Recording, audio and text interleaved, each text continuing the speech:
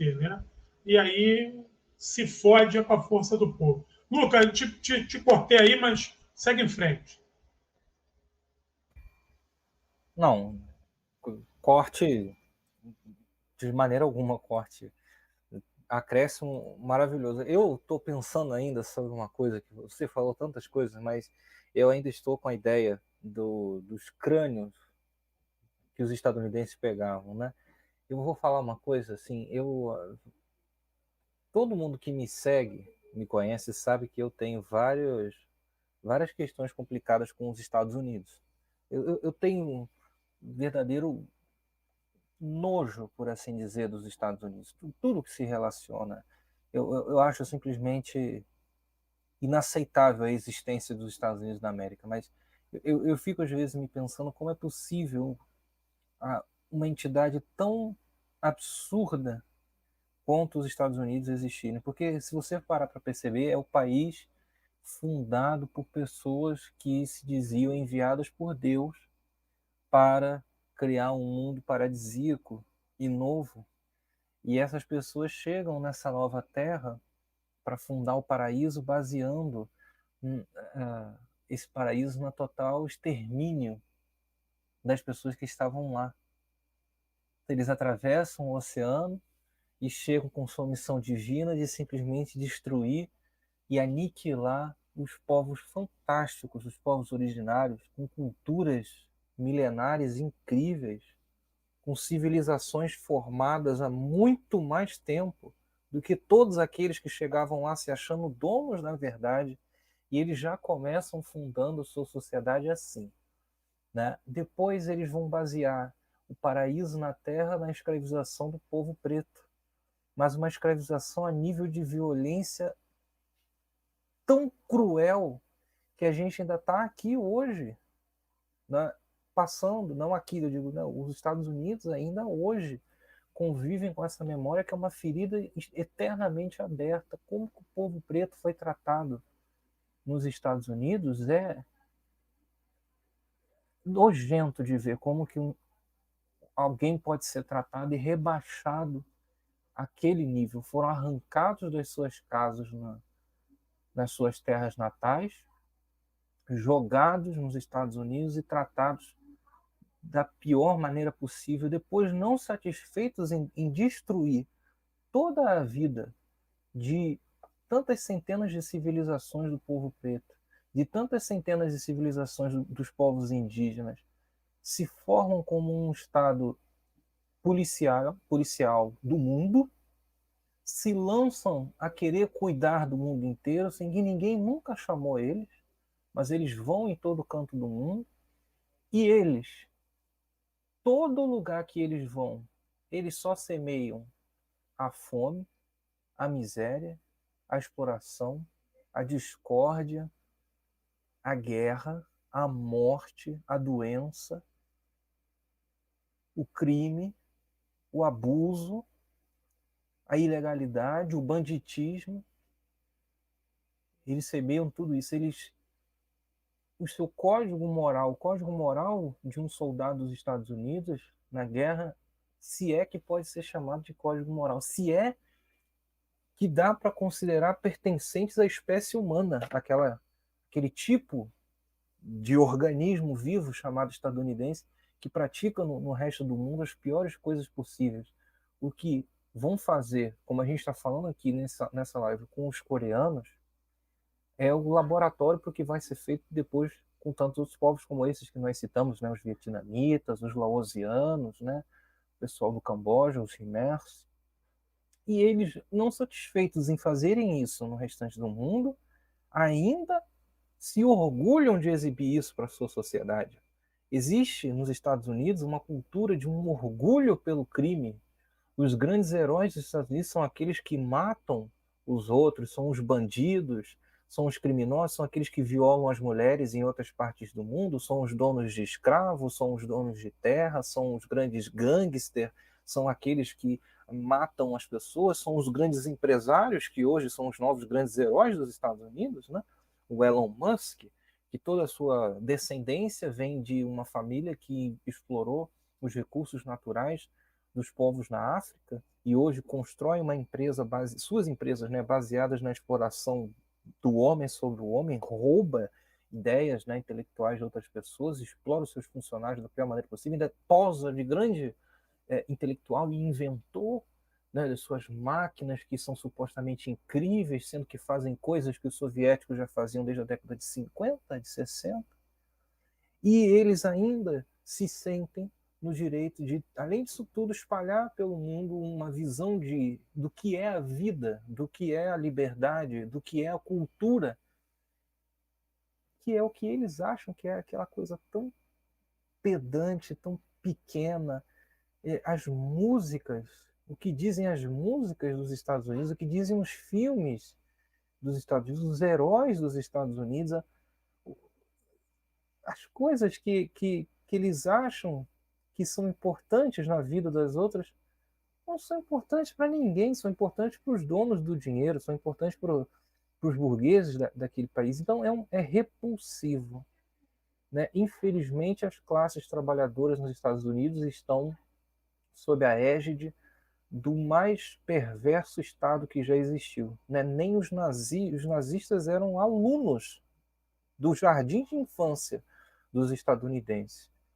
Quando os nazistas colocaram os primeiros judeus, comunistas, ciganos e deficientes nos campos de concentração e extermínio, há 20 anos antes, muito mais na verdade, os estadunidenses estavam queimando os negros em praça pública, queimando cruzes e enforcando crianças negras nas árvores das praças, né, a Ku Klux Klan, perseguindo as pessoas.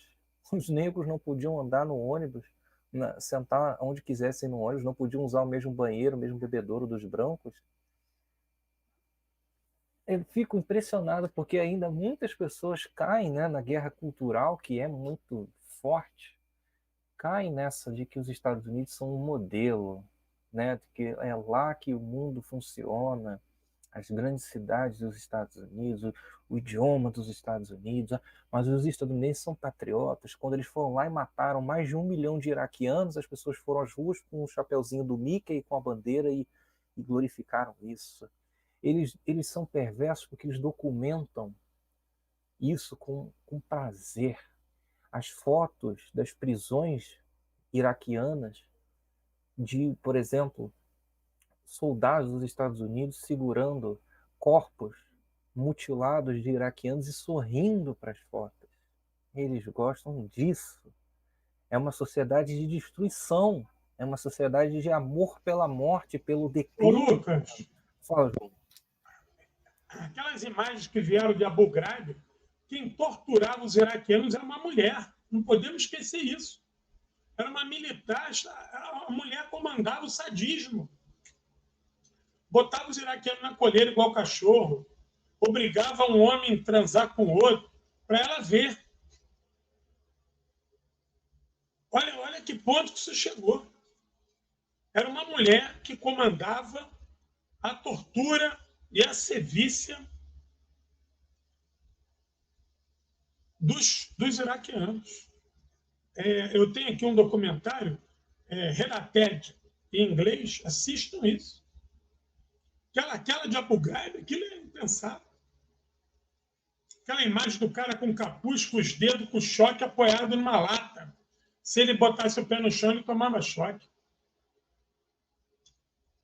Como é que eles vêm a público falar de direitos humanos e tem uma coisa chamada Guantánamo? Nós não podemos esquecer dos campos de concentrações que eles ergueram, os japoneses e para os descendentes japoneses dentro do território nacional. Nós sabemos como eles tratavam os negros e tratam até pouco tempo. Não podemos esquecer também o que eles fizeram com os japoneses, que muitos já eram até estadunidenses. E detalhe, muitos queriam até se alistar para lutar pelos estadunidenses. Eu li e conheço a história de 2 unidades japonesas, 2 unidades estadunidenses que tinham soldados de origem japonesa. Eles foram os mais sacrificados. Eles eram os atirados nas piores missões. Esse Estado policial que os estadunidenses ergueram internamente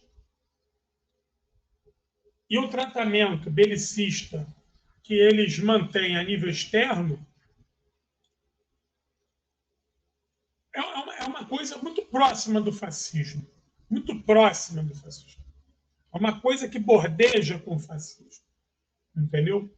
E não fazer a crítica devida aos estadunidenses nos coloca numa situação de cheque. Por isso é que nós temos que ser vigilantes e entender o seguinte: tem uma partida em campo. De um lado está a República Popular Democrática da Coreia, a outra está os Estados Unidos das Américas. Não dá para ficar em cima da grade. Tem que ter lugar, tem que escolher o lado certo da arquibancada para sentar. E aí não tem meio termo. Como o Brizola dizia, ó, vamos riscar o facão aqui, para cá somos nós, para lá estão eles. Tu vai para que lugar, meu irmão? Não tem. A linha do facão é fina. Não dá para se equilibrar. Tem que escolher. E aí é terrível quando a gente vê companheiros, pessoas que a gente pode chamar de companheiros e companheiras, como é que embarcam. Já colocando em pauta a questão da Coreia hoje, a Coreia hoje é um país que é bloqueado por tudo quanto é jeito.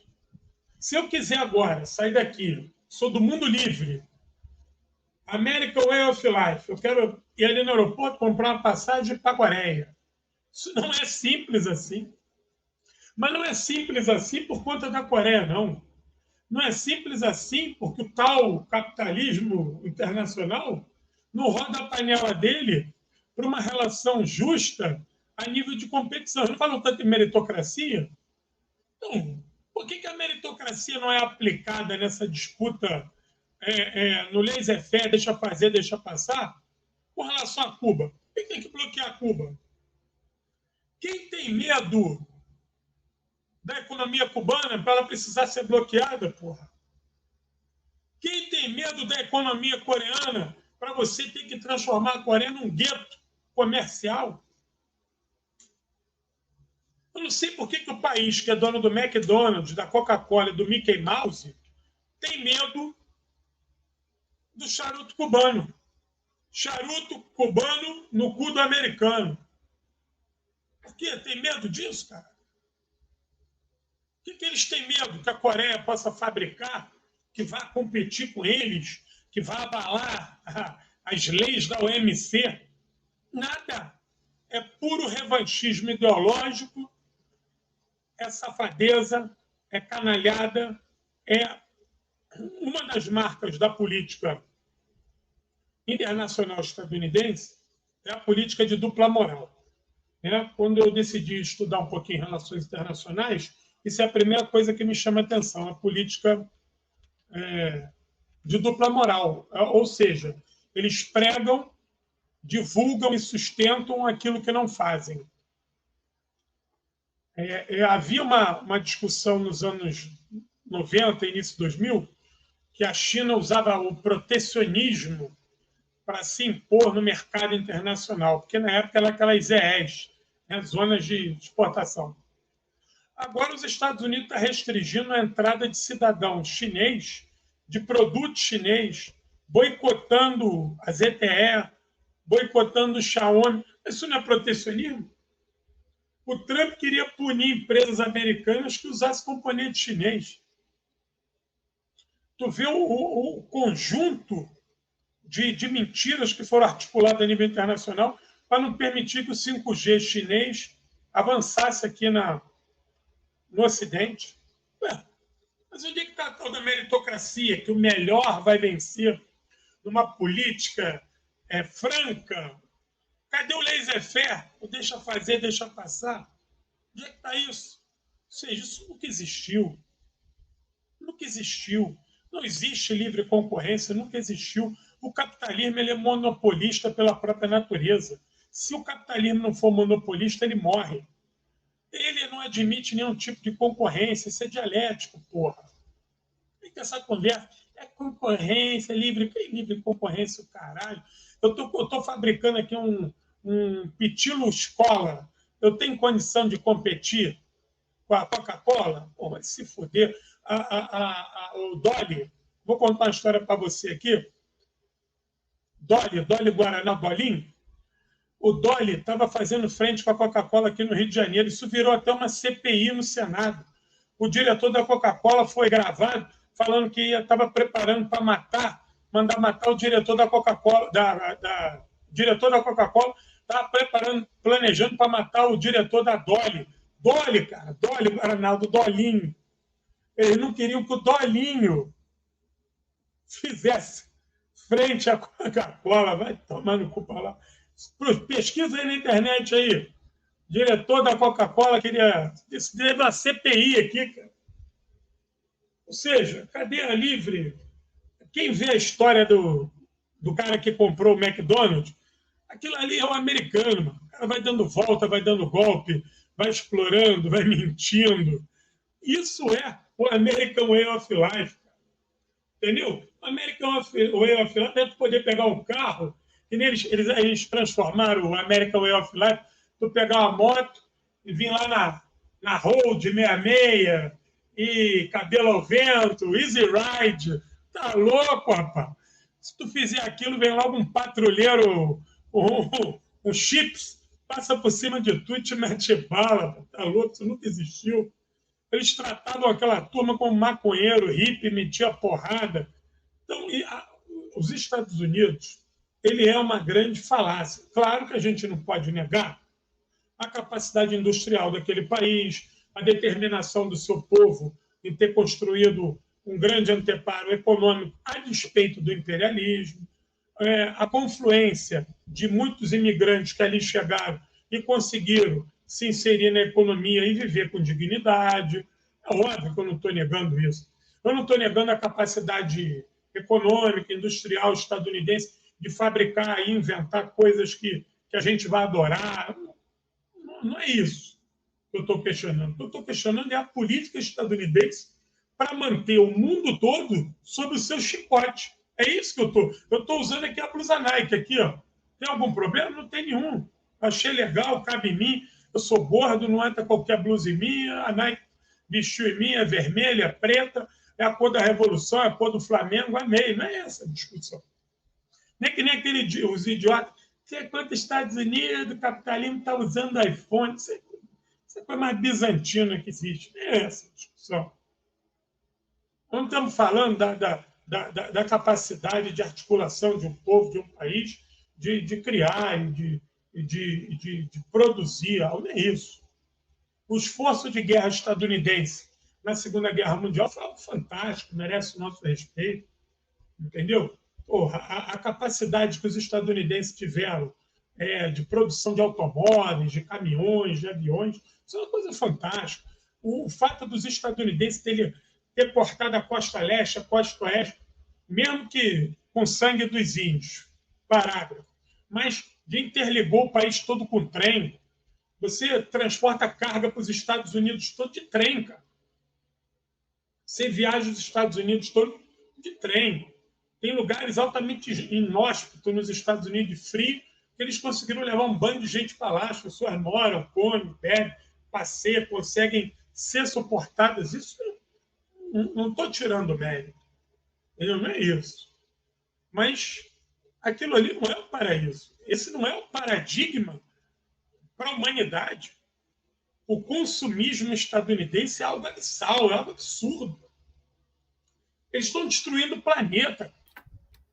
É insustentável. O consumismo estadunidense é insustentável. Esse é o problema, porque é paradoxal.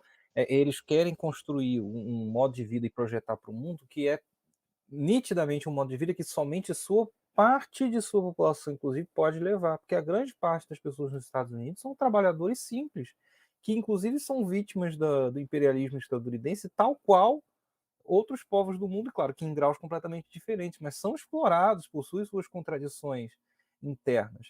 E é interessante notar uma coisa nos Estados Unidos, é que eles adoram impor os bloqueios econômicos, né? Só que isso não funciona da maneira contrária, porque eles gostam de bloquear Cuba, a Venezuela, bloqueiam Coreia, o Irã, por exemplo, o Iraque. Mas se o mundo inteiro resolvesse bloquear os Estados Unidos economicamente, em um mês não teria comida nas prateleiras dos mercados. Eles, os Estados Unidos, funcionam como um verdadeiro vírus no mundo. Eles precisam do organismo vivo que é a Terra, que fornece a energia, a comida, tudo, inclusive as mentes que fazem os Estados Unidos existir. Não existe nenhum grande cientista genuinamente estadunidense, não. Todas as mentes que criaram as grandes coisas dos Estados Unidos são mentes de pessoas de outros lugares que foram para lá visando oportunidades melhores, sim, desenvolverem seus trabalhos, né? Sequer as mentes científicas de lá são de lá, mas eles precisam da energia do planeta, mas eles não, mas o planeta vive sem os Estados Unidos, mas os Estados Unidos não vivem sem o planeta, ou seja, existe uma relação como de um vírus em um corpo. Precisa da temperatura, precisa da energia do corpo, né, do hospedeiro onde ele está, mas eles não vivem sem o planeta. Por isso que aquele Estado, aquele governo, aquelas forças armadas, elas simplesmente são inconcebíveis em um projeto de humanidade e de civilização global. É inconcebível. O que eles fazem com tanta facilidade com outros povos demonstram que eles são um mecanismo, né, e disparam mecanismos que atentam contra a continuidade da nossa da ordem natural de todas as espécies vivas do mundo. Porque se nós continuarmos a ter uns Estados Unidos daqui a 100, 200, 500 anos, não há mundo suficiente para prover energia para um país como esse. Se nós continuarmos um mundo onde tenhamos um Estado como esse que opera guerras de destruição a nível com o qual eles operam, nós não temos mundo daqui a pouco tempo. Porque falta isso para os Estados Unidos começarem uma guerra nuclear. A ameaça nuclear é real. Inclusive, João, pouca gente fala, mas lá na época da Guerra da Coreia, os Estados Unidos queriam usar a arma nuclear em cima dos coreanos.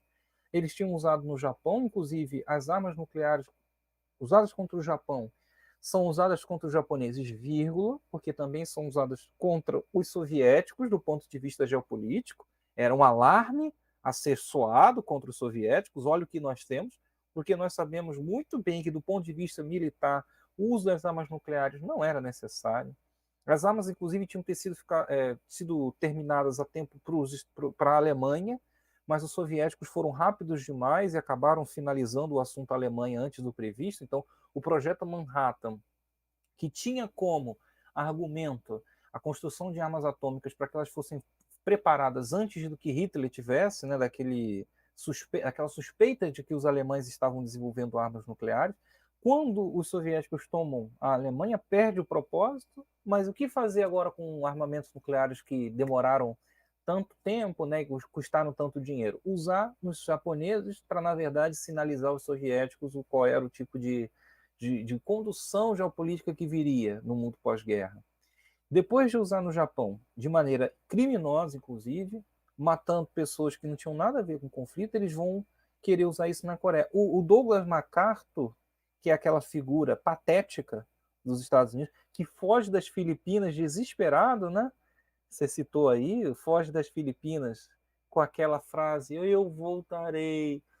Aí ele só volta depois que todo mundo, milhares de pessoas morreram na guerra, né? Inclusive ninguém fala, mas as batalhas da Segunda Guerra Mundial nas Filipinas são terríveis, né? Manila é a segunda capital mais destruída da história da guerra, só fica atrás de Varsóvia, na Polônia, né? Ele só volta, inclusive, o Douglas MacArthur é um grande general, ele só volta quando já está todo mundo neutralizado, quando os japoneses já tinham sido derrotados a custos humanos terríveis dos próprios filipinos, inclusive, que foram jogados como bucho de canhão contra os japoneses. E aí ele vai ser o comandante em chefe das Forças Armadas dos Estados Unidos na Coreia. Ele vai solicitar lá para o Truman, que era um megalomaníaco também, um criminoso, né, para usar armas na Coreia, armas nucleares. Ele só não usa porque ele calcula que, se usar dispositivos atômicos ali na Coreia, esses dispositivos, a radiação, né, a onda de alcance provavelmente tocaria as suas tropas. Então isso seria uma coisa potencialmente perigosa e levaria a uma escalada do conflito, porque poderia chegar a solo soviético, a solo chinês. A União Soviética desde 49 tinha armas nucleares, né? mas a ânsia, o desejo, né, e o tesão mesmo que os Estados Unidos têm por usar, pela questão nuclear, chegou a cogitar usar arma na Coreia. E eles vão cogitar usar armas em vários outros episódios, né? Quer dizer, eles podem ir lá na Coreia fazer uma guerra de 3 anos, que inclusive é uma guerra que vitima 3 milhões de pessoas. É engraçado porque é o país que é o porta-voz da humanidade, dos direitos humanos, da liberdade, mas ele vai lá do outro lado do mundo, inclusive carrega a ONU. A ONU aqui já se presta esse papel também, né, ridículo de ser uma força de amparo ao desejo dos Estados Unidos. A ONU vai à Coreia lutar sob o comando dos Estados Unidos, quer dizer, eles se dizem os portadores dos direitos humanos, da dignidade dos seres humanos, mas na verdade eles vão lá espalhar o caos e a morte. Até hoje existe na Coreia toda uma educação das crianças para identificarem bombas, se elas encontrarem bombas no seu quintal, numa floresta, em algum lugar, enfim, que elas estejam passando, para não tocar, para não se aproximar, para não pisar. Uma educação sobre o que fazer quando encontrar uma bomba, cara, ela já é uma demonstração do quão é uma falha, do quão falha é a construção de uma humanidade no qual está incluída a equação um Estado como os Estados Unidos, né? Olha o tipo de trauma que eles criaram, né? Você educar uma criança a saber olhar o que é uma bomba, não tocar porque ela pode explodir. Isso aqui foi jogada 70 anos atrás, mas até hoje está aqui capaz de matar alguém, como tem matado. O bloqueio dos anos 90, inclusive, quando os Estados Unidos vão retomar a agenda da Guerra da Coreia, agora com outra configuração, de tentar cercar o país economicamente, é uma agenda de genocídio também. E como você usou uma palavra perfeita, gueto. Os anos 90 é o ano que os Estados Unidos, né, a década que os Estados Unidos tentam fazer da Coreia um gueto, porque eles cercam o país. Lembrando que a União Soviética tinha deixado de existir, a União Soviética era importantíssima para a dinâmica global, comércio, de diplomacia da Coreia Socialista, né? Inclusive, outro mito, que a Coreia Popular ela era criação financiada, patrocinada pela União Soviética. Mentira, porque ela se posicionou contra o Nikita Khrushchev, por exemplo, quando ele tentou destruir a memória de Stalin, instaurar a contra-revolução, né? O revisionismo soviético não é uma coisa apoiada pelos coreanos, que mantêm relações diplomáticas. Sim, eles não vão ter um grau de rompimento tão forte quanto a China e a Albânia, por exemplo, e realmente eles não vão, mas isso fazia parte da política externa pragmática deles. A União Soviética era um parceiro importante, né? Quando a União Soviética deixa de existir nos anos 90, não só a União Soviética, mas a Iugoslávia, a Alemanha Oriental, a Tchecoslováquia, a Bulgária, a Hungria, a Romênia, todos os outros países que tinham um importante, Polônia, né, importante comércio com a Coreia, isso vai ter um impacto econômico muito forte, e é ali que os Estados Unidos observam a chance de tentar vencer o conflito que não foi vencido em 53, como você disse, em 53 os Estados Unidos assinam um armistício, admitindo que não conseguiam vencer a Coreia. Inclusive, João, se você puder, por favor, exibir de volta a minha tela, eu só queria mostrar um mapinha aqui rápido, para dar uma noção para as pessoas, né, da guerra, finalizando esse assunto da Guerra da Coreia, que a gente acabou ficando um bom tempo aqui, mas é bom. Olha aí para você ver, né, o paralelo 38 é essa linha que a gente está vendo aí no meio, e aí as forças do norte, com um grande avanço, em 1950, olha, elas libertam, melhor dizendo, né, e as forças estadunidenses ocupam só um pequeno ponto aqui, e depois a contraofensiva dos Estados Unidos, essa contraofensiva aqui terrível, né, uma ofensiva baseada na violência, no uso das armas que a gente tem citado com tanto ênfase aqui nessa nossa conversa, e depois a situação chega a esse equilíbrio em 1953, a assinatura do armistício, né? Fica um bom tempo, as tropas conseguem se estabilizar com a entrada da China, né? A China vai mandar 1 milhão e meio de soldados aqui, inclusive o filho do presidente Mao Tse-tung vai lutar e vai morrer na Coreia, né? O Mao Anying, e aí você tem a assinatura do armistício. O que é esse armistício de 53? Esse armistício de 53 é quando os Estados Unidos estão admitindo que não conseguem finalizar a guerra contra o que o João falou muito bem. Não era nem um país estabelecido, porque só tinha 2 anos de idade na época da guerra. O exército não estava nem nem sequer bem estruturado para operar, mas era um exército guerrilheiro, era um exército que contava com a ajuda das pessoas. João fala da Guerra do Vietnã, a questão dos túneis, da rota secreta de Ho Chi Minh. Isso são coisas que os vietnamitas aprendem na Coreia, porque a Coreia é o lugar que vai inaugurar a guerra de túneis. As pessoas construíam hospitais, escolas, fábricas dentro das montanhas para ficarem imunes aos bombardeios, né? Nas montanhas, elas construíam as munições, os tanques, os aviões que eram depois enviados para a linha de frente. As pessoas do país inteiro se levantaram para apoiar o partido, o exército e o comandante Kim Il-sung na guerra contra os Estados Unidos. Os Estados Unidos era a nação superpotência nuclear. Em 1953, os Estados Unidos já estão testando armas termonucleares, eles são poderosíssimos. E a Coreia é um país com pouquíssimo recurso, estrutura zero, algumas espingardas, né, mas um povo extremamente agarrado ao seu ideal de libertação nacional, amante da paz, amante da liberdade, da autodeterminação. E quando você tem o povo, quando você tem o elemento humano, você tem tudo. E é assim que toda a estrutura política e militar do socialismo coreano baseado no Juche vai conseguir fazer com que essa guerra chegue a um ponto de impor ao inimigo a assinatura de um armistício. Na década de 90, os Estados Unidos estão tentando concluir a Guerra da Coreia com a implosão do Estado coreano, ou seja, de dentro para fora. Esses bloqueios dos anos 90 são bloqueios que vão visar a infraestrutura humana da Coreia. Não são bloqueios militares. Não são bloqueios ao alto escalão do governo. Não. É bloqueio que impede o mundo de vender energia para a Coreia, comida, leite, remédios, tecnologia, equipamentos medicinais. Se isola e se cria um gueto. A Coreia do Norte deveria virar um grande campo de concentração a céu aberto. O mundo inteiro ao redor isola esse país, esperando agonizar até a morte, observando com um grau de sadismo terrível isso acontecer. É nessa época que você vai ter a fome, por exemplo, né? A árdua marcha é algo equivalente ao período especial cubano. Você tem problemas econômicos graves, colheitas ruins, desastres naturais que aniquilam o campo agrícola, né? Problemas de infraestrutura. Com o bloqueio, se acabou a energia, então as máquinas no campo, um processo de mecanização agrícola da Coreia Popular, um dos mais notáveis do planeta nos anos 50, né? Isso é desmontado nos anos 90, que eles retornam para o período pré-guerra da Coreia, que é a tração animal. Né? Até mesmo a tração animal é prejudicada, com os Estados Unidos tentando, enfim, sabotar a vida inteira do país. Nos anos 90, o que os coreanos vão fazer diante desse total cenário terrível de momento, né, de conjuntura desfavorável? Você acha que é um momento de abertura, um momento de revisar a política socialista, de revisar o caminho de independência do país? Eles vão seguir o contrário, eles mantêm a luta revolucionária, mantêm as massas agitadas e unidas ao entorno de um ideal. Isso que é importante da Revolução Coreana, né?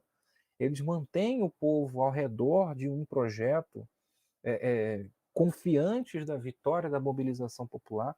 É nessa época que nasce o chamado Songun, que pouca gente conhece ainda, João, infelizmente. O Songun é a chamada linha militar. Songun é uma política estatal de aliar desenvolvimento militar, participação militar com a participação econômica civil.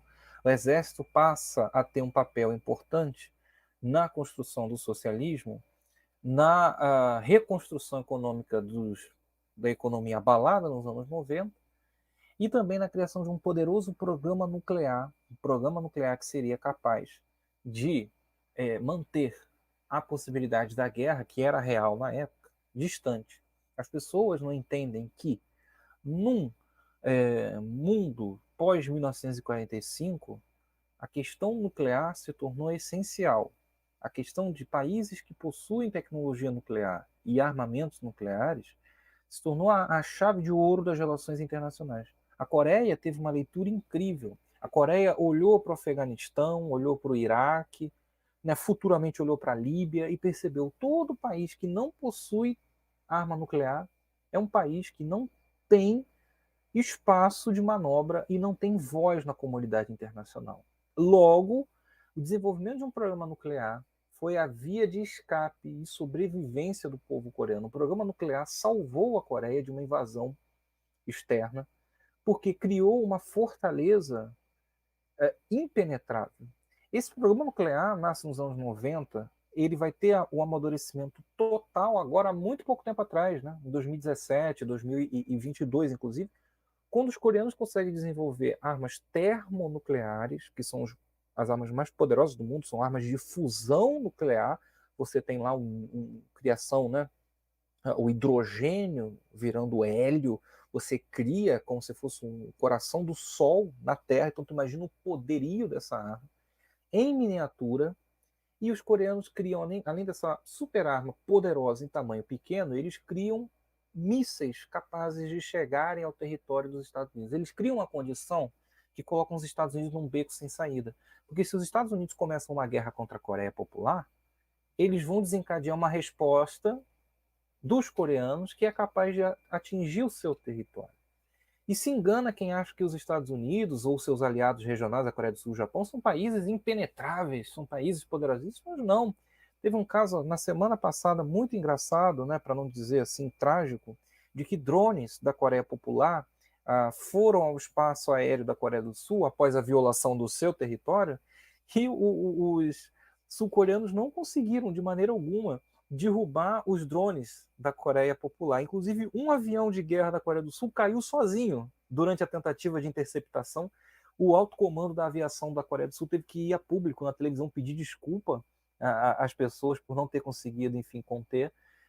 Os coreanos desenvolvem armas supersônicas, mísseis planadores, que são mísseis que conseguem enganar sistemas de defesa, né? Então, a pessoa gosta de falar, o escudo de aço, que nenhum míssil consegue passar. Os coreanos já desenvolveram um tipo de arma que penetra esse tipo de espaço aéreo, armas poderosas, modernas, e que foram desenvolvidas com muito sangue, suor e sacrifício do povo coreano, num momento que não se espera que um país vai criar um programa nuclear. Porque no momento que um país está sofrendo com desabastecimento, falta de energia, problemas agrícolas, você não imagina que um país vai desenvolver um programa nuclear, né? Mas foi a saída encontrada pelos coreanos. Essa saída nuclear não só criou o programa nuclear militar bélico, né, que deu uma virada completa no sentido geopolítico da Coreia, na posição geopolítica da Coreia, como também foi a válvula, o grande motor que gerou uma revolução econômica. Eles aplicavam todos os conhecimentos missilísticos, tecnológicos de um programa nuclear na sociedade. É o momento em que eles vão adentrar o século XXI, né? E a gente está aí um processo de grande revolução tecnológica dos anos 90, computadores, informatização do processo produtivo. Os coreanos vão acompanhar isso, desenvolvendo ciência, ao mesmo tempo a ciência dual, né? Militar e civil. A gente não entende, aqui no Brasil, o processo coreano, que é um processo extremamente peculiar. É um processo que tem uma realidade diferente, é um processo que não é o mesmo processo cubano, por exemplo, que não tem a seu dispor as mesmas capacidades cubanas ou as mesmas vicissitudes cubanas e, pelo contrário, possui coisas que os cubanos não têm. Então, o processo do socialismo coreano, Juche, Songun, que é a política militar, né? Socialismo Juche, que é o socialismo que eles chamam de socialismo da independência, da soberania, são forjados em trajetórias diferentes, em necessidades diferentes. Eles encontraram respostas e soluções extremas para situações extremas. Desde o triunfo da expulsão do inimigo japonês em 1945, não houve um dia de paz na República Popular Democrática da Coreia. As pessoas na Coreia Popular saem todos os dias de manhã aos seus trabalhos, sabendo que sobre a cabeça delas tem um alvo pintado de centenas de ogivas nucleares posicionadas nas bases dos Estados Unidos que estão direcionadas para a Coreia Popular. Nós não temos muita noção disso aqui no Brasil, mas os coreanos, por exemplo, não desligam o rádio em momento nenhum. Eles só podem abaixar. Porque se rolar uma guerra, eles têm que saber o que fazer. tem que receber os comandos pelo rádio. Eles vivem em permanente estado de guerra, e mesmo no permanente estado de guerra, conseguiram desenvolver para si um Estado que cuida das pessoas. Um Estado que possui um sistema público de educação gratuita, um sistema público de saúde gratuito, moradia garantida para todas as pessoas. Não há moradores de rua na Coreia Popular. É a coisa que Fidel disse, né? Que milhões de crianças dormirão nas ruas. Nenhuma delas é cubana e nenhuma delas é coreana. É um Estado que garante dignidade para o povo. Não está falando de um país super rico.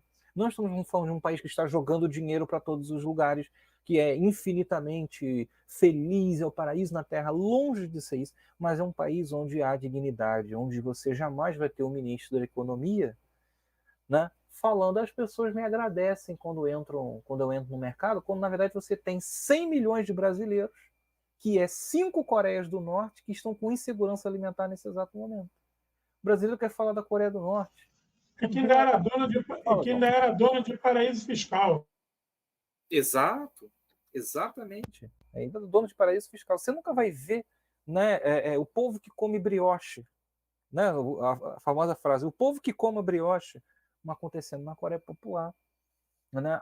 Assim como você tem uma verdadeira Coreia do Norte dentro dos Estados Unidos de população que vive em condições de vida terrível. Vai quebrar um braço num acidente doméstico nos Estados Unidos para você ver o que vai acontecer. Você vai se endividar com milhares de dólares, aí você vai recorrer ao banco para pagar a dívida do sistema de saúde, que não é público, é privado, né? Aí quando você for pagar o banco, você vai ver que na verdade eles triplicaram sua dívida porque meteram juros no meio, e você passa uma vida inteira às vezes para pagar a dívida de um braço que você quebrou caindo sem querer no banheiro nos Estados Unidos. Na Coreia Popular, se você quebrar um braço, é um exemplo bobo, mas se você quebrar um braço dentro de um acidente doméstico na sua casa, você vai ser levado, você vai ser tratado, vai ter os medicamentos, a licença remunerada do seu trabalho, e você não vai gastar um centavo com isso. Isso é a construção da humanidade. Não comer um hambúrguer no McDonald's e achar que está vivendo uma vida incrível porque você escuta Beyoncé. Isso é dignidade humana, isso é liberdade humana. Agora, os coreanos possuem um sistema cultural, um sistema de relações interpessoais que são completamente diferentes dos nossos. Nós não temos uma identificação com os coreanos como temos com os cubanos, por exemplo. Os cubanos são latino-americanos como nós. Existe uma proximidade musical, cultural, as relações são muito parecidas. Agora, os coreanos são sempre tratados de uma maneira racista, de eles são estranhos assim mesmo, eles se matam, o ditador mandou matar com um míssil o tio que dormiu na reunião, eles comem cachorro, eles são frios, eles não ligam para a vida humana. Aí existe um desprezo pelos coreanos que eu acho absurdo a gente, ainda na esquerda, ter esse tipo de comportamento de desprezar a experiência coreana, porque ela está culturalmente longe da gente. A gente se desenvolveu de outra maneira, tem outros princípios éticos, tem outros princípios históricos, tem outros traumas, que inclusive são muito semelhantes aos nossos, e que às vezes a gente não tem em conta. Fala aí, João, alguma coisa. Camarada, olha aqui. Infelizmente, eu amanhã acordo 5 horas da manhã para dar aula, na minha querida Nova Iguaçu. Isso nos implica a partirmos para as considerações finais e já deixarmos aqui avisado que retornaremos no futuro bem curto. Então, de novo, a palavra está contigo. Ô, João, vou me permitir, nesse momento final, de responder uma pergunta que o Lucas Leite fez lá no começo, que pergunta sobre agora, né? Ele fez uma pergunta sobre com o novo governo Lula, né? Se isso abre possibilidade. Você meio que respondeu e eu confirmo que você disse. Eu acho que agora nós temos uma boa possibilidade nos próximos anos de retomar uma série de interações muito legais que nós tivemos com os coreanos, né? Como o João disse, o processo de consolidação da embaixada do Brasil na Coreia e da Coreia no Brasil foi durante o governo Lula. Desde o golpe contra a Dilma, a gente não tem um embaixador brasileiro na Coreia Popular. Eu creio que o Lula vai resolver isso, vai colocar um embaixador mesmo. Né? É um absurdo nós sermos um dos poucos países do planeta que temos embaixada no norte e no sul da Coreia. A gente não se aproveita disso, desse canal diplomático importante. E economicamente também, o Brasil, durante a época do Lula e da Dilma, tinha relações econômicas com a Coreia, relações culturais, inclusive, né? nós já tivemos troca de experiências econômicas e institucionais, universidades brasileiras tinham intercâmbio com universidades coreanas, nós já recebemos aqui coreanos que vieram estudar no Brasil, e o contrário, já enviamos brasileiros, né, para ajudar os coreanos em alguns setores econômicos, por exemplo, a famosa delegação da Embrapa, que passou um tempo na Coreia Popular, né? Fora outras iniciativas culturais também.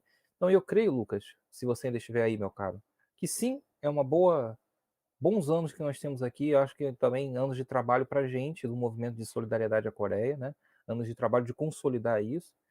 E para finalizar, mais uma vez, convido todo mundo a visitar o site do Centro de Estudos da Política Songun do Brasil. Nós temos lá os livros, né, todos os materiais que você tiver interesse de estudar, vídeos, enfim, uma série de coisas importantes, materiais de estudo. Nós temos lá no site do CEPS, você pode baixar gratuitamente, inclusive, né? Alguns outros a gente tem link para onde você pode comprar. Eu agradeço as 200 pessoas que seguem com a gente aqui, 00:20, e mais uma vez agradeço ao João pelo convite, acho importante. E eu, mais uma vez, vou fazer um pedido, gente, não é mendigando, não, mas é que eu acho que vale a pena, eu acredito, eu passei a acreditar nos últimos tempos mais, um pouco mais para acreditar ainda mais no que eu faço. Eu queria pedir para que vocês, se pudessem, por favor, sigam a mim, tá, nas redes sociais. O João colocou aí gentilmente o meu camarada Rubio no Instagram. Sigam o João e mandem para as pessoas, né? Manda live, agora acabou, pega o link e manda. Cara, olha que interessante isso aqui que eu vi, esse papo. Vê alguns, só uns 20 minutinhos, né? Que a pessoa vê 3h20 de live vai ficar com medo, mas fala assim, vê uns minutinhos. Apoiem os trabalhos das pessoas, como eu, como o João, que nós não temos grande alcance. Nós fazemos um trabalho bacana, um trabalho legal, um trabalho profundo, diferente, e a gente não tem alcance grande. Quem dá o alcance... Lucas, está certo aí? Vê se está certo. Oi, João, perdão. Está certo aí que eu botei o endereço? Isso, Sepsongun BR, exatamente. Lá no Instagram você acha a gente assim. Lá no Instagram você acha assim. Se você digitar isso aqui no Google, você acha o site também. Esse aqui é o endereço para você achar tudo, tá? É importante, gente, apoiar o trabalho de nós que somos meros professores da rede pública do Rio de Janeiro, né, e de tantos outros camaradas também aí. O João tem umas placas, tem uns livros, tem umas coisas legais, vale a pena apoiá-lo também. Quando você compra uma coisa dessa, você não só adquire um item super bacana para sua coleção, para sua decoração da sua casa, como você também ajuda uma pessoa, um companheiro, que está fazendo um trabalho muito legal. O livro dele, quando você compra o livro dele, você não só está prestigiando o trabalho intelectual que ele teve para produzir esse tipo de livro raríssimo e inédito em português, inclusive, como você também ajuda materialmente um companheiro. Então, reforçar o pedido, nos ajudem, compartilhem, compartilhem, compartilhem. João, de novo, muito obrigado, meu máximo respeito a você e um beijo assim imenso para você e para sua família, que eu tanto gosto, e para os nossos companheiros lá do 9 de maio. Tá vindo aí fevereiro, 80 anos de Stalingrado, se preparem, porque vai ter coisa legal que a gente vai fazer com toda certeza. Gente que está assistindo, meu muito obrigado a vocês. Um abraço muito grande. Olha, eu acho que defender a Coreia é obrigação de todos aqueles, todos e todas, que se dizem revolucionários. Estudar o processo coreano é muito importante para se compreender o Brasil. O Brasil, eu acredito que a vitória do socialismo no Brasil ela será em etapas. E uma das etapas pode ser muito parecida com o processo coreano no que tange à libertação nacional e a formação, primeiro, de um pensamento nacional de combate ao imperialismo e que isso se torne uma alavanca para que a gente possa construir o nosso socialismo brasileiro. Isso não significa que nós estamos renegando o Marx, o Engels, o Fidel, o Che, o Lenin, nada disso. Mas nós precisamos ter clareza da nossa realidade, como a Coreia teve. E aí, quando eles desenvolvem uma série de políticas e fazem disso um instrumento de mudança do seu status quo, isso é fantástico. Isso tem que ser mais do que estudado. Isso tem que ser compreendido. O trabalho que o Lucas faz e que o pessoal do CEP faz aqui no Brasil é uma coisa fantástica. Isso é uma coisa única. Coisa única. Eu acho que, eu já falei, o pessoal me indicou para o Lula para mim ser ministro da Defesa. Eu falei, meu presidente Lula, meu querido, se não der para me dar a defesa, que já botou aquele Zé Ruela lá, mas tudo bem, eu entendo. Vou ver com o ministro da Relações Exteriores, você não pode nomear a gente para lugar maneiro. O Lucas para Pyongyang. E, pô, podia me dar Caracas, não tem problema não, eu sou amigo do Edgar, entendeu? Pode me nomear para Caracas que eu vou, porra, resolver os problemas todos. Vou tomar um biricutico com o Maduro e a gente vai meter bronca. Dá a força aqui no livro. Sabe por quê? A turma me pede, João, tem que fazer o aço vermelho. Mas eu não tenho dinheiro para fazer o aço vermelho enquanto eu não botar isso aqui na rua. Porque foi o que o Lucas falou. A gente tem muita dificuldade de fazer a nossa rede crescer. Primeiro que a gente tem que trabalhar. A gente não tem tempo para ficar aqui o dia inteiro dinamitando a rede. Se eu pudesse, eu fazia live toda semana. Semana passada, eu fiz uma coisa incrível. Eu fiz 3 lives consecutivas. Isso deu super resultado. O pessoal não entende isso. Nós que somos professores da rede do Rio de Janeiro, inclusive, é muito complicado. A gente trabalha a semana inteira, a gente acorda cedo, sai de casa de manhã e volta à noite. Eu sou professor de uma escola que trabalha em período integral, ainda dou aula pela internet. Gente, realmente nós não temos tempo de produzir uma coisa toda bonitinha, orquestrada. Por isso, inclusive, faço um novo chamado. Se você tem alguém que conhece alguém, ou você mesmo edita, faz artes legais, poxa, chama a gente, né? Corta e fala, poxa, vou lançar isso. Eu pago com placa, pago com livro, se tiver dinheiro eu pago também, porque, olha a situação, eu dei aula hoje o dia todo, eu cheguei em casa aqui, era 7h30 da noite. Cheguei em casa 7h30 da noite, eu fui tomar banho, fazer a barba, fazer comida,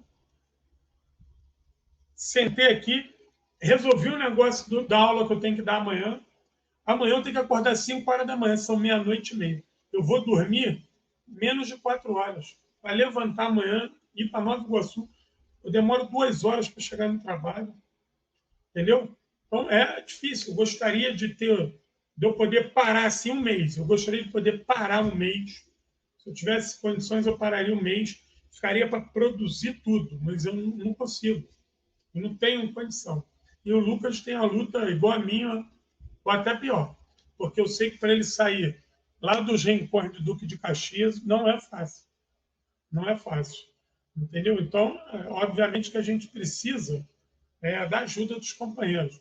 Quem puder ajudar, eu estou vindo aqui para o YouTube, eu tenho muita coisa para colocar no YouTube. Não tem pouca coisa, não. Tem muito. Tem muita gente boa para trazer aqui, muita história para contar, mas às vezes falta tempo, entendeu? Às vezes falta tempo. E o Aço Vermelho? O Aço Vermelho está pronto para ir para a editora, mas eu não tenho dinheiro. O meu dinheiro está empatado aqui. Ó. Eu lancei esse livro, porra, eu achei que isso aqui ia vender rapidinho. Falei, porra, esse livro vai vender rápido, tem uma história fantástica, e o caralho. Está vendendo, mas não na velocidade que eu queria. Falei, ó, vou fazer isso, vai vender em 2 meses, 1 mês eu já vou pegar o Aço Vermelho, vou botar. Eu lancei o livro em novembro, eu só vendi a metade dele, entendeu? Ainda falta vender outra metade. Então, por exemplo, placa, estou investindo em placa nova para comemoração de Stalingrado, ou seja, tudo isso é difícil. Sem dizer que no meio do caminho eu tenho um filho pequeno e faço meu pós-doutorado também. Eu ainda estudo. Eu faço meu pós-doutorado. Foda, é difícil. Mas, a Coreia vai voltar para o nosso radar aqui, porque eu acho que ficou faltando, Lucas, a gente falar da Coreia hoje, o mundo hoje, né? Com esse belicismo estadunidense voltado contra Taiwan e de olho no Mar Amarelo, e esse rearmamento do Japão, a gente precisa falar mais da Coreia hoje, situar a Coreia hoje no concerto das nações. Então, João, estou às ordens. Quando quiser me chamar de novo, a gente ajeita a agenda e fazemos um programa só fixado nesse tema. E estou aqui às suas ordens. Não vai voltar. Nós estamos no início de janeiro. Eu vou dar agora um rolê semana que vem com alguns outros temas. final de janeiro tu tá voltando aqui. Entendeu? Final de janeiro tu tá voltando para a gente falar desse tópico aí. Desse tópico exato aí. Bom, companheiros e companheiras, camaradas, muito obrigado por tudo. Quem puder, assina o canal, se inscreve, deixa o like. Tudo aquilo. Eu, quando vejo alguns canais aí com 1 milhão de seguidores, eu já falei, eu tenho inveja do Felipe Neto, eu queria que ele fizesse o Minecraft comunista. Se ele fizesse um Minecraft comunista com a aldeiazinha dos guerrilheiros, a gente lutando, eu acho que isso ia ser do caralho. Entendeu? Aí o Felipe Neto, no outro dia ele mesmo falou, pô, tem mais de 1 milhão de seguidores jogando Minecraft e falando bobagem. Fiquei feliz pela autocrítica dele. Ele é uma boa pessoa. Passei a gostar dele.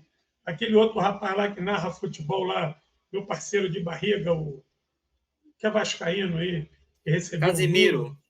Casimiro. Gente boníssima também, mas ver como é que o futebol rende, né? Enfim, só tem que parabenizar eles, né? Até porque eles também vêm de um trabalho de longa duração. Bom, companheiros, vamos à luta. Eu vou ver aqui se o meu companheiro Quiroga está liberado. De repente, sexta-feira, a gente vai ter aqui uma live sobre Cuba. Entendeu? Eu vou ver aqui, Lucas, talvez a gente tenha que fazer algo no Instagram mais rápido para sortear a camisa da Coreia. Eu não bolei aqui o jeito de sortear isso. Talvez seja bom pegar o pessoal que é assinante do seu canal. Isso! O pessoal que colabora. Aí, né, esses aí são companheiros assim, que estão podendo, sei lá, não sei, você vê e faz eu vou Instagram, algum outro programa. O assinante prêmio, eu vou sortear aqui a camisa, só que eu tenho outra, tem duas, entendeu? Eu vou fazer um para os assinantes prêmio aqui, ó. Todo mundo que é assinante prêmio, eu vou fazer esse sorteio. Mas como é que eu vou fazer esse sorteio? Essa não é para os assinantes prêmio. Para os assinantes prêmio, eu vou fazer um sorteio da camisa, mas eu vou fazer uma live exclusiva sobre introdução à teoria política. Eu quero discutir com vocês aí. Hoje, uma companheira falou assim, professor, eu estou iniciando a minha vida de formação. O que você me aconselha? Eu vou fazer um vídeo para dar uma dica de 3 livros e 3 filmes que eu acho importante para quem está iniciando. Aí eu vou sortear uma camisa dessa. E depois eu vou ver com o Lucas aí se a gente tira um dia aí no Instagram. Não, eu sei, companheiro. O Casimiro votou no Lula. Estou dizendo que tem muitos que falam besteira, não estou dizendo ele. E acho que ele teve até um papel importante. E aí tem uma outra dessa, tem 2 dessa camisa. Aí a gente, de repente, Lucas, faz um sorteio pelo teu Instagram lá, chamando alguém, porque é uma questão da Coreia, eu acho que é importante também fortalecer lá o teu canal com essa temática da Coreia. Bom, enfim, vamos em frente, né? Vamos em frente que atrás vem gente. Camarada Lucas, um abraço, obrigado pela sua presença. E estamos nas ondas, mas vamos dar uma tesourada até a próxima. Abraço a todos, Ura. Obrigado.